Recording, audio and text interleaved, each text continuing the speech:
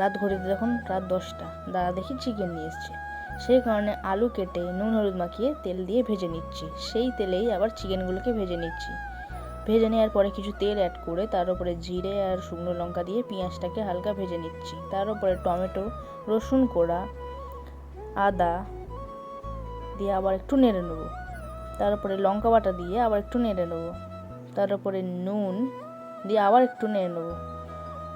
তার উপরে হলুদ গুঁড়ো, কাশ্মীরি লঙ্কার গুঁড়ো দিয়ে নেড়ে নেওয়ার পরে একটু জল অ্যাড করব। জল অ্যাড করে ঢাকা দিয়ে দেবো। ঢাকনা খুলে দেখব তেল বেরিয়ে গেছে। তারপরে মাংস আর আলুটা দিয়ে দেব, দিয়ে হালকা নেড়ে আবার ঢাকা দিয়ে দেবো। ঢাকনা খুলে যখন দেখব তেল বেরিয়ে এসছে, তার উপরে আমি গরম জল অ্যাড করে দেবো। অ্যাড করার পরে ওপরে গরম মশলা ছড়িয়ে গরম গরম সার্ভ করো চিকেন কষা।